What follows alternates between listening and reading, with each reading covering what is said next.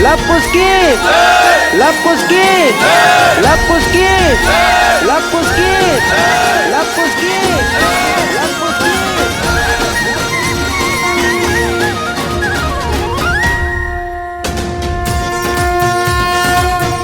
ये टीका आपके इस गांव पर आधिपत्य का संकेत है। आज से आप दोनों इनके नायक, इनके राजा हुए।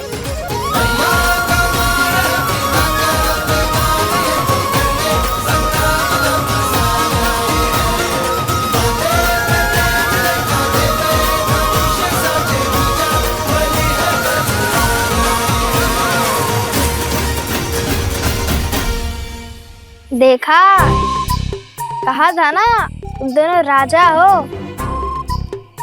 और अब ये सब मैं राजा का मान सम्मान देंगे और अशोक को रोकने का अधिकार भी मिल ही गया। क्या बताएंगे आप? कहाँ के राजा हैं आप?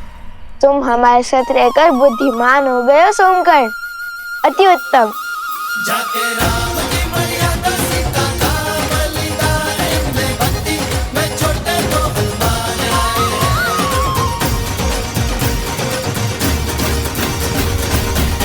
ऋषिवर, क्या आप हमें माता सीता के बारे में जानकारी दे सकते हैं? उनकी कथा, उनकी गाथा क्यों संसार से छुपी है? देवी सीता ने स्वयं को संसार से छुपाना स्वयं ही स्वीकारा है। उनकी इच्छा का सम्मान करो पुत्रों। किंतु उन्हें छुपने की क्या आवश्यकता है? वो तो निर्दोष है ना?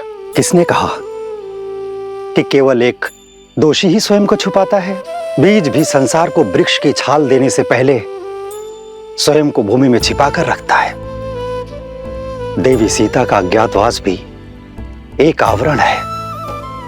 समय आने पर उनके सत्य की छाया पूरे संसार को आशीष देगी। तो यदि हम उन्हें खोजना चाहे तो हमें कोई संकेत मिलेगा? तो कदाचित इस बार बीज को अंकुरित होने में सहायता की आवश्यकता है। देवी सीता, विधि का विधान है बच्चों, और विधान में जब जहां जिसकी आवश्यकता होती है उसके वहां पहुंचने के संकेत और मार्ग स्वयं ही बन जाते हैं।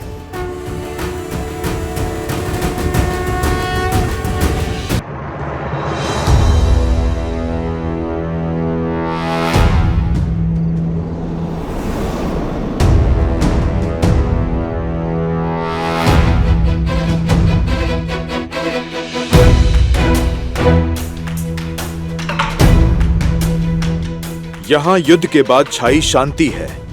ना पशु है और ना ही पक्षी। सब भयभीत होकर छिप गए हैं, अर्थात युद्ध निकट ही घटा है।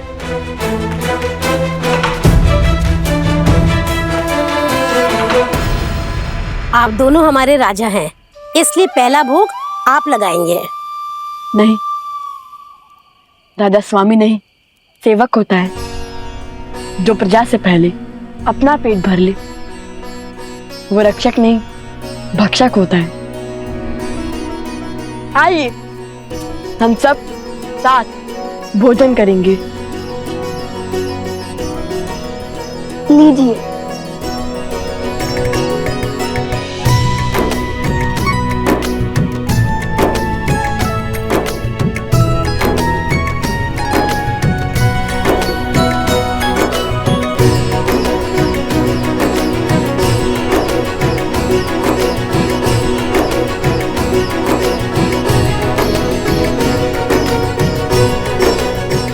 आहा, आनंद आ गया। बड़ा परिश्रम किया है ना सुबह से। अच्छा आप बताओ, तुम दोनों ने उस बूटी को पहचाना कैसे? इतनी बूटियों के बीच में तुमने इस एक बूटी को कैसे खोजा?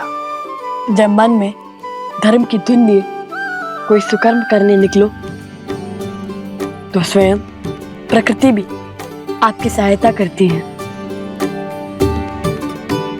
और फिर रामायण की कथा है ना हमारी सहायता के लिए।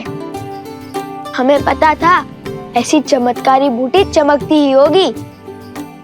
वो हुआ ये भैया कि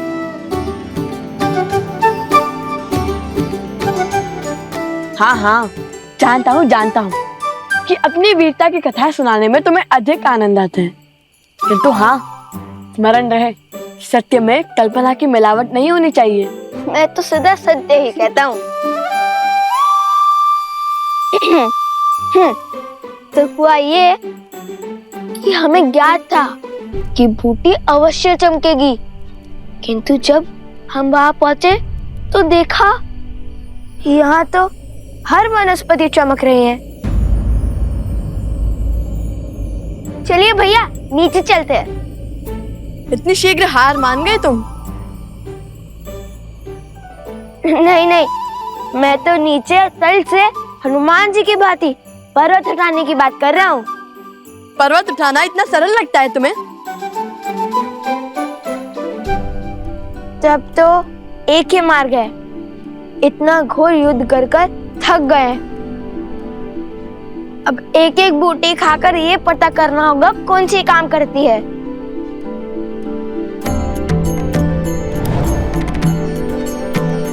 और यदि कोई भी बूटी विषैली निकली तो?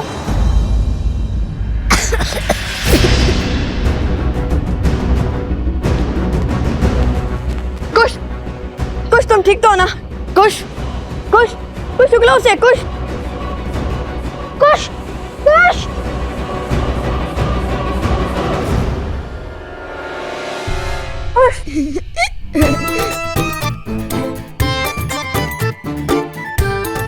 अब डर गए ना? मुझे तो कुछ नहीं हुआ। कभी तो गंभीर हो जाया करो कुश।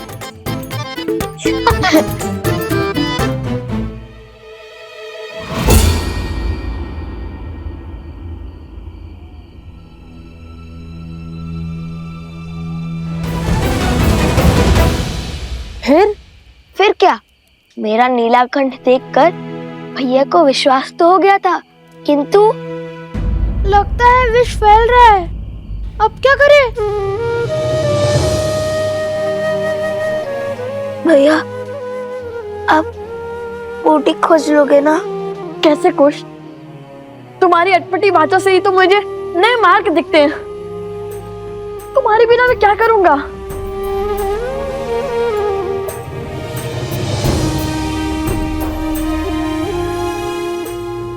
ये बूटी विषैली है, ये तो पता चल गया ना। किंतु इनमें से वो बूटी कौन सी होगी जो आत्मा के मैल को मिटा सके? मैं तुम्हें कुछ नहीं होने दूंगा। मैं बूटी अवश्य खोजूंगा। सोम, तुम कुछ के साथ रहो, मैं बूटी लेकर आता हूँ।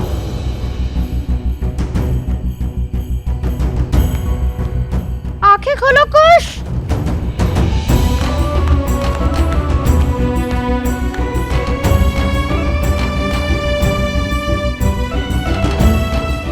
मलिनता को कौन मिटा सकता है?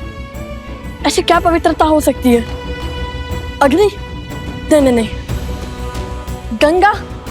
किंतु वो तो यहाँ से कोसों दूर है। हे प्रभु, सहायता कीजिए हमारी।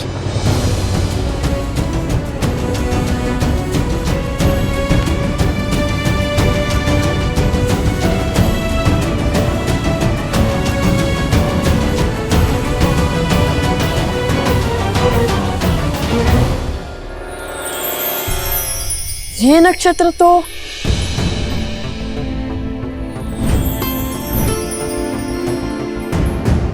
पुष्य नक्षत्र है, पवित्रता का चिन्ह। और पुष्य नक्षत्र के स्वामी तो स्वयं बृहस्पति देव हैं। हे बृहस्पति देव, सहायता कीजिए हमारी। ओम बृहस्पते नमः। ओम बृहस्पते नमः।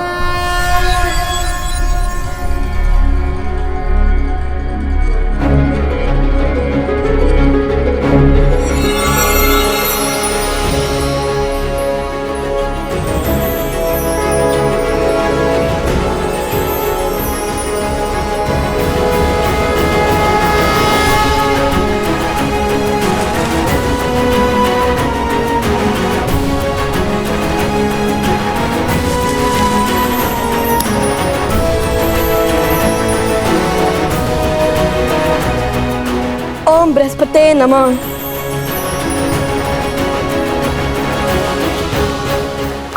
कुश।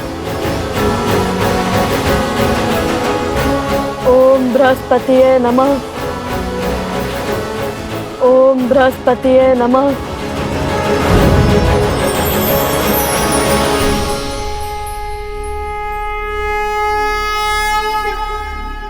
कुश, तुम ठीक तो हो ना?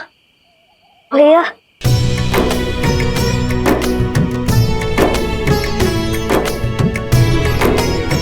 कुश, मेरे भाई।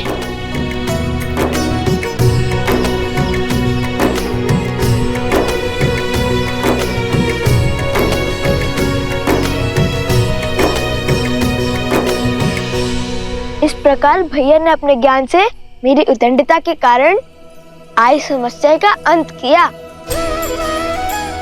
किंतु सदैव की भांति कुश की उद्दंडता के कारण ही हमें इतनी शीघ्र इस विपदा का हल मिल गया। अवश्य, हनुमान जी से कम नहीं हो तुम दोनों भाई।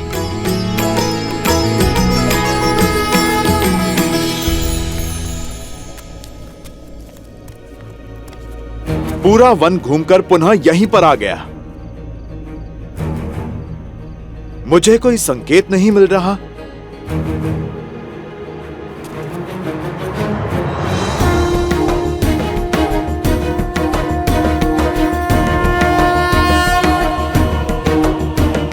यहां पर स्वास्तिक किसने बनाया?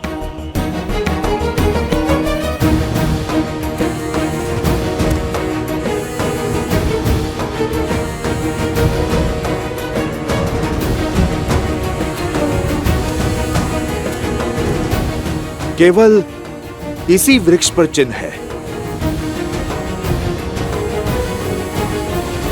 शीघ्र चलिए, मुझे आप सबको कुछ अलौकिक दिखाना है। अर्थात सीता माता मिल गई क्या तुम्हें? माता सीता तो नहीं, किंतु उन तक पहुंचने की सिद्धि अवश्य मिल गई। सोचिए भाभी श्री, सोचिए।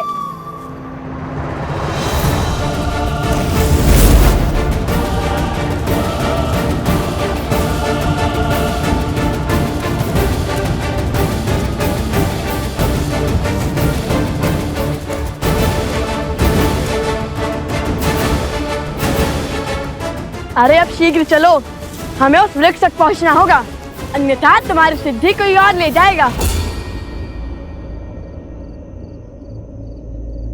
ये कैसा आभास है? मानो कोई दिव्य शक्ति आसपास है।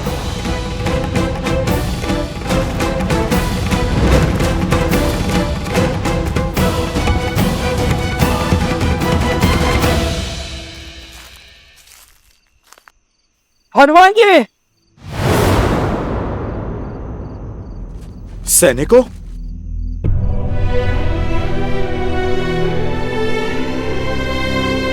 ये किसने किया?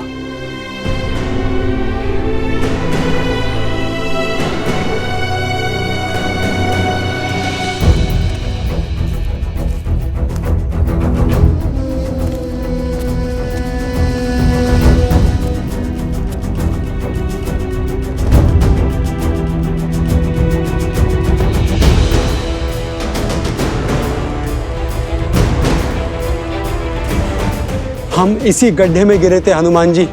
उन ऋषि कुमारों पर जब हम प्रहार करने गए तो उन्होंने हम पर ब्रह्मास्त्र छोड़ दिया। अश्व को पकड़ने वाले भी वो 2 ही थे और बाकी के सैनिक और राजनुज शत्रुघ्न यहाँ गिरे थे।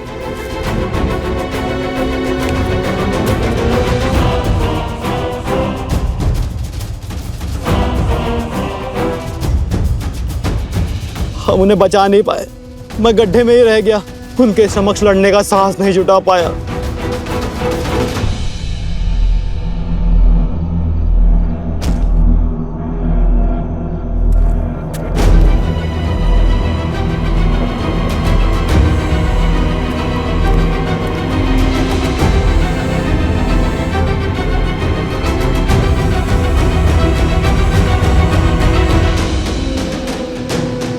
ये सब मूर्छित हुए हैं, इनके प्राण नहीं निकले हैं। सम्मोहन अस्त्र के पाश में बंधे हैं, जो केवल देवताओं से ही मिल सकता है।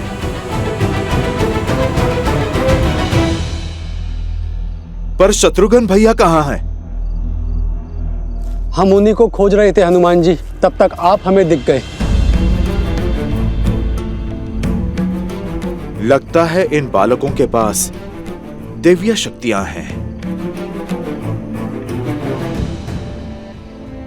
अवश्य ही ये वही ऋषि कुमार हैं जो अयोध्या आए थे। वो एक दूसरे को लवकुश कहकर पुकार रहे थे। लवकुश? इतने बड़े राम भक्त अपने ही प्रभु का अश्व क्यों रोकेंगे? तुम इन्हें अयोध्या ले जाओ। शत्रुघ्न भैया को मैं खोजता हूं। महाराज को सारी सूचना विस्तार से देना।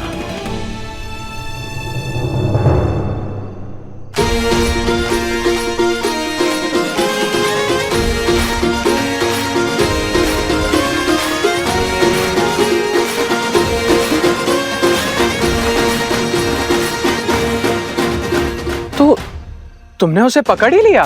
है ना अद्भुत? कहा था ना, लवकुश कुछ भी कर सकते हैं। सच्ची में तुमने उसे पकड़ लिया? अरे अवश्य। अब चलिए, हमें वो स्वर्ण कमल लेकर आश्रम भी पहुंचना है। कल सुबह पूजा है।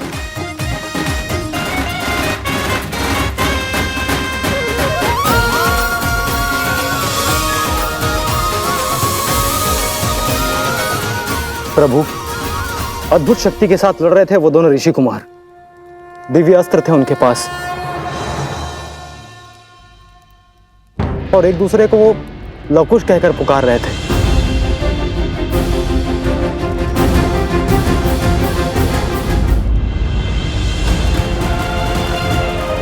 महाराज, ये तो वही दो ऋषि कुमार हैं जिनके गायन ने हम सभी को मंत्रमुग्ध कर दिया था।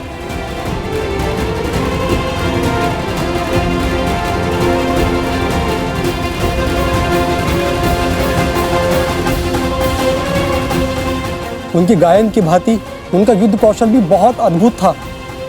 जैसे युद्ध नहीं कोई खेल हो, और चिंता का तो कोई भाव ही नहीं था उनमें।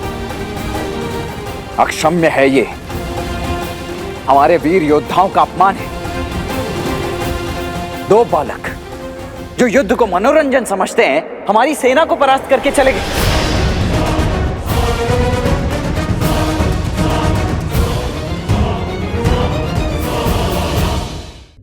और शत्रुघ्न कहाँ है?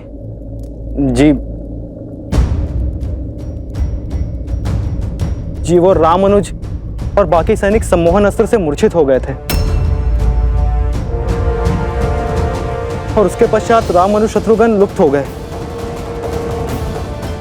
हनुमान जी उन्हें खोजने का प्रयास कर रहे हैं।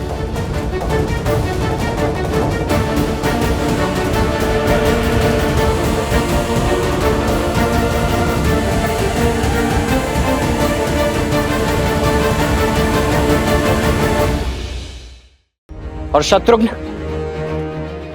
कहाँ है?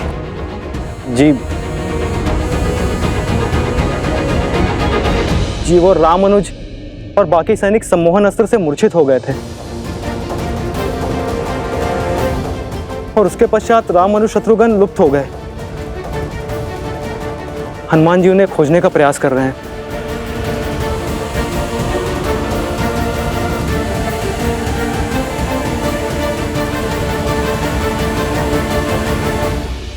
यदि आज अयोध्या की सेना एक तुच्छ से युद्ध में इस भांति पराजित हो गई, तो कल को कोई भी राजा हमारे साम्राज्य को चुनौती देने खड़ा हो जाएगा भैया।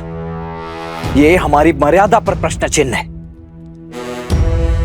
आप मुझे आज्ञा दीजिए भैया, मैं उन दोनों ऋषि कुमारों को आपके समक्ष लेकर आऊंगा।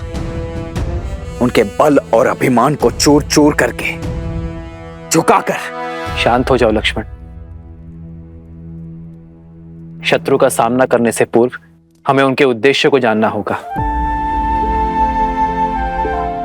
यदि वो दोनों केवल ऋषि कुमार है तो वो अश्व को क्यों रोकेंगे? मुझे नहीं लगता लक्ष्मण कि उन्होंने अश्व को केवल क्रीड़ावश रोका होगा। शास्त्र और नीति कहते हैं कि हमें सेना भेजनी चाहिए। हाँ आचार्य,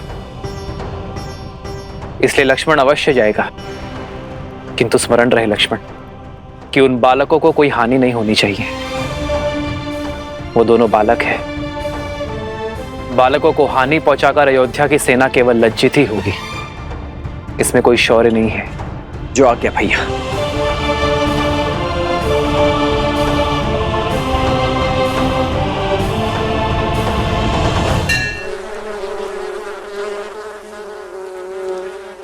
राम के पुत्र दिव्यास्त्र ले आए हैं। अब तो युद्ध और भयावी होगा। अपने ही कुल के संहार के लिए सज्ज है लवकुश। मुझे तो केवल ईश्वर के बनाए प्रवाह में अड़चन उत्पन्न करनी है, फिर मेरा कार्य अपने आप हो जाएगा। जाओ देखो वो आश्रम पहुंचे या नहीं।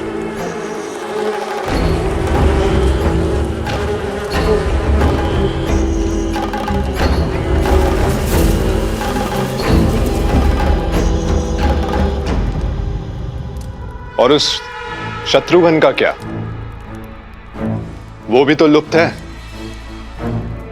तुम क्या केवल मुझसे प्रश्न करने के लिए जन्मे हो? जाओ वन का कोना कोना छान मारो और ढूंढो उस शत्रुघ्न को। जाओ। जो आज्ञा महाराज।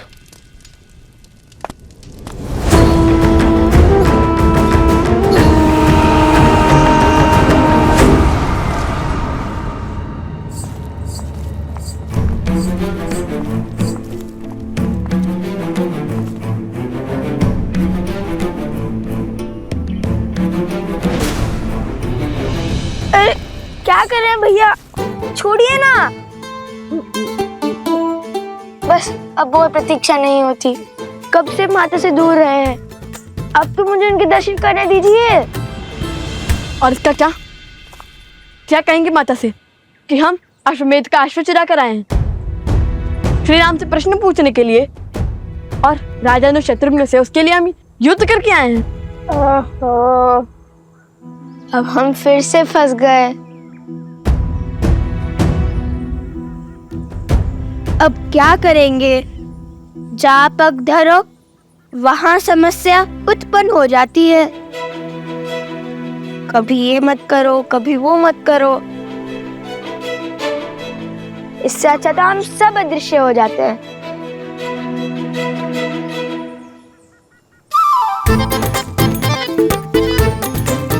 ये क्या कर रहे हो कुश?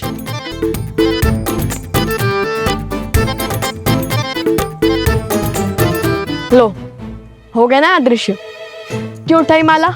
ताकि इसकी गांठ खोलकर 2 माला बना सकूं, हम दोनों अदृश्य हो सके। और संकट यही है ना कि कोई हमसे प्रश्न पूछे और हम मिथ्या ना कह सके। अब जब दिखेंगे ही नहीं तो ना कोई प्रश्न पूछेगा और ना कोई उत्तर देना होगा। किंतु अब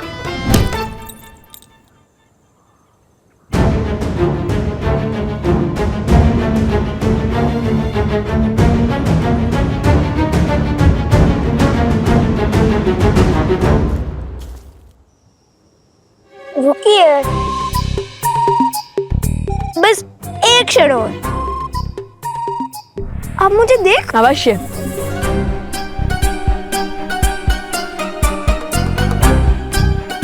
लगता है गांठ खुलने से स्तेव्य माला की माया समाप्त हो जाती है।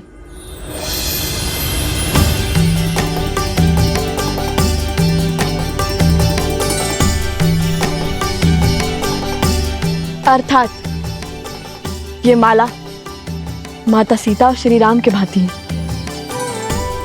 दोनों सिरे जब एक दूसरे से जुड़ते हैं तभी संबंध और शक्ति आकार लेते हैं, अन्यथा नहीं।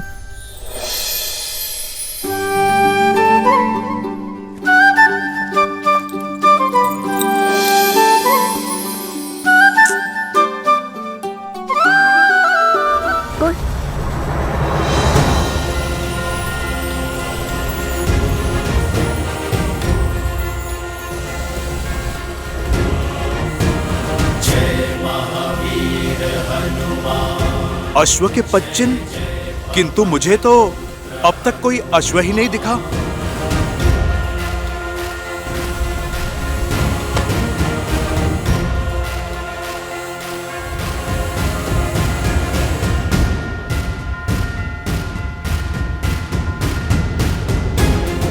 बालकों के पदचिन्ह, अवश्य ही वो ऋषि कुमार ही होंगे।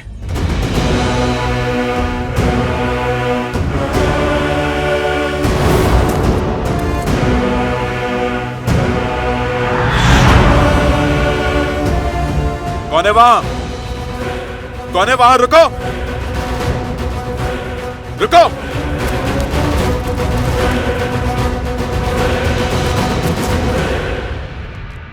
लव, आ गए तुम सब?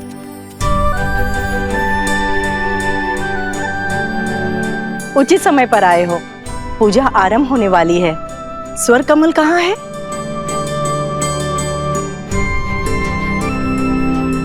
कुछ भी तो कहीं दिखाई नहीं दे रहा।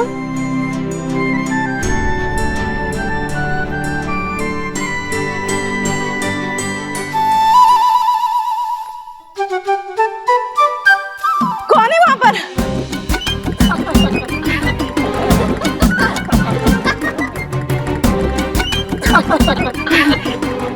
क्या हुआ गुरु माँ? कोई प्रेत देख लिया क्या? प्रणाम कुमुदिनी दीदी। कौन है? कौन है? बहुत हुआ, अब बस भी करो कुश। कुश? जी गुरु माँ, ये अलकापुरी से लाए हुए स्वर्ण कमल की माला पहनकर आपको सता रहा है।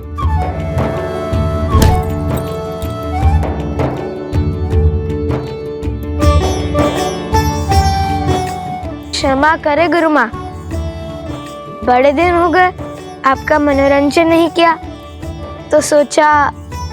हमें भी तुम्हारे इस उपहास और मनोरंजन की कब से प्रतीक्षा थी।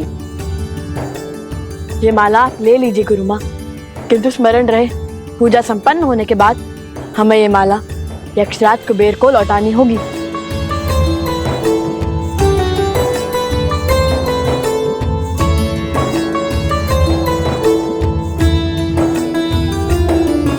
माता कहाँ है? उपवन में है, ऋषि भारद्वाज के पास।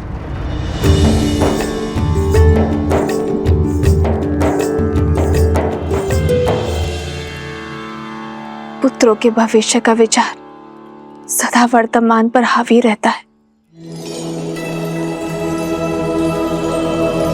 देवी, आप इस पुष्प की भांति हैं। भूमिजा है, भूमि देवी की पुत्री। भूमि देवी जिनका एक नाम अचला है, जो कभी विचलित नहीं होती, इसलिए सदा प्रफुल्लित हैं, फलों और फूलों से भरी है। और जब भूमिजा स्वयं भविष्य की चिंता करेंगी, तो धर्म के आचरण में बाधा उत्पन्न होना स्वाभाविक है। चलिए, क्या राम से विवाह करने से पहले आपने भविष्य के बारे में पूछा था? और वनवास स्वीकार करने से पहले यदि भविष्य जान जाते, तो क्या आप दोनों वनवास स्वीकार कर पाते?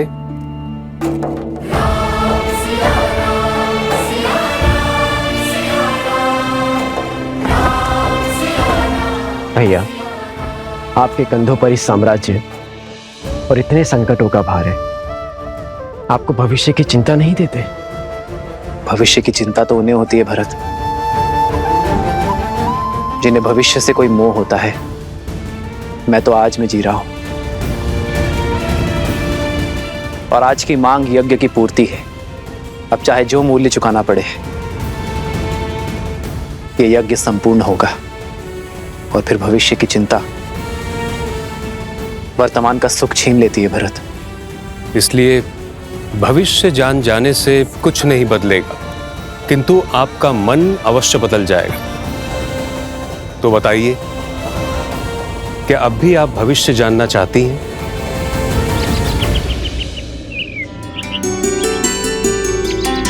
प्रेम समर्पण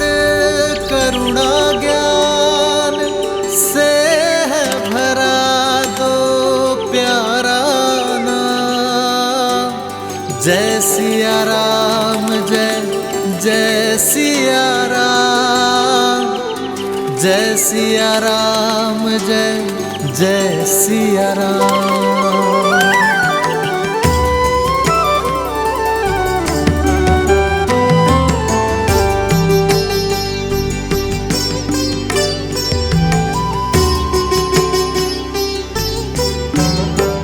मेरे पति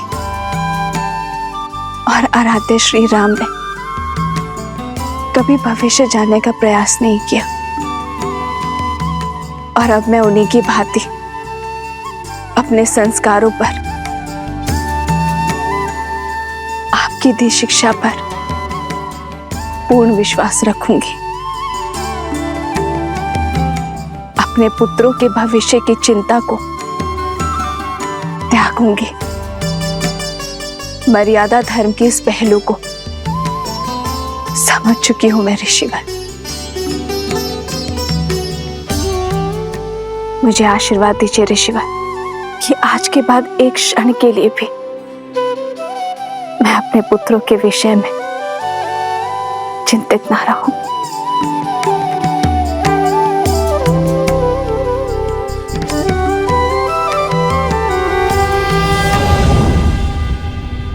भैया, तो कौन सी चिंता आपके मन को सता रही है जो आप यहाँ भाभी माँ की मूर्ति के सामने ध्यान लगाने चले आए? लव कुश की। उनके स्वर में सत्य की सुंदरता है, उनके मुख पर मलिनता का कोई भाव नहीं है, तो फिर उन्होंने अश्व को क्यों रोका? धर्म का उल्लंघन क्यों किया? मुझे आशा तो केवल इतनी है भरत कि उनके इस कृत्य के लिए मुझे उन्हें हराना या दंडित ना करना पड़ जाए। जब लक्ष्मण उन्हें पकड़कर अयोध्या लेकर आएगा तो उन्हें अयोध्या में ही दंडित किया जाएगा। भैया, मुझे तो शत्रुघ्न की चिंता है।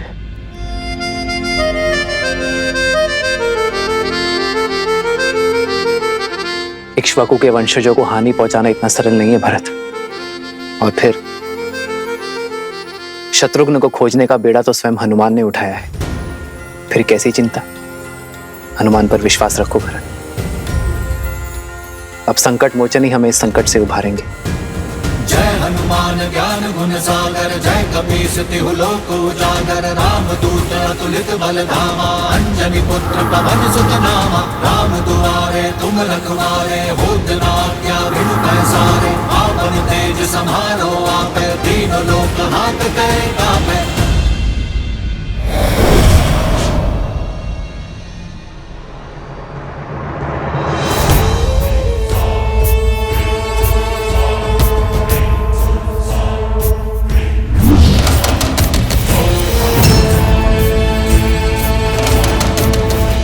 माता,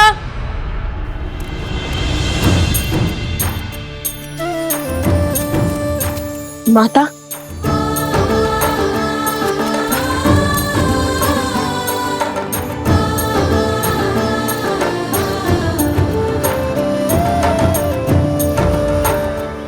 तुम दोनों ठीक तो हो ना?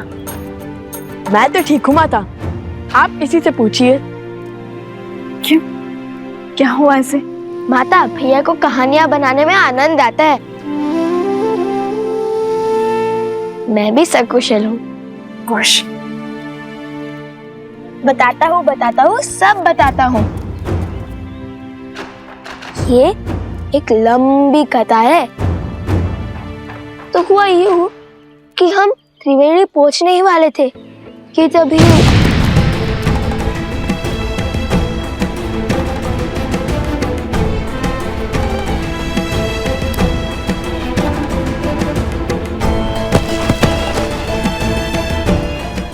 पुत्र पर इतनी बड़ी विपदा पड़ी। तुम स्वस्थ हो ना कुश? बताओ।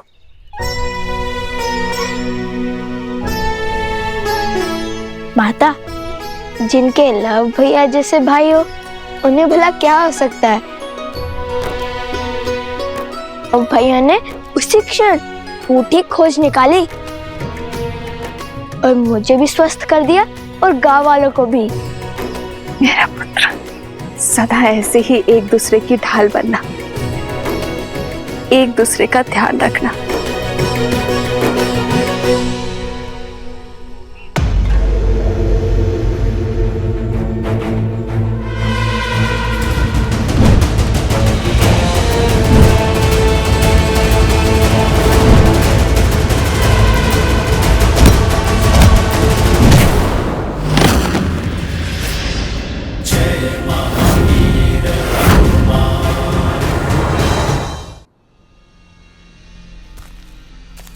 कब तक बचेगा मरकट?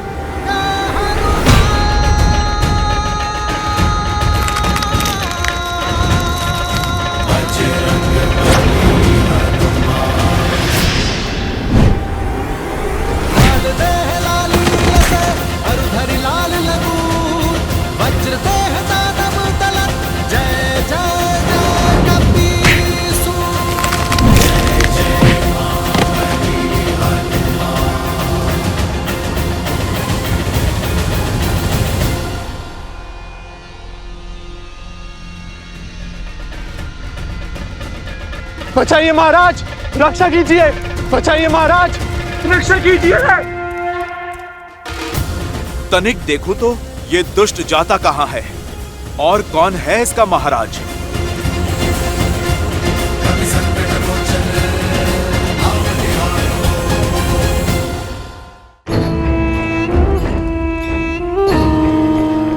चलो, एक कार्य तो शुभ हुआ।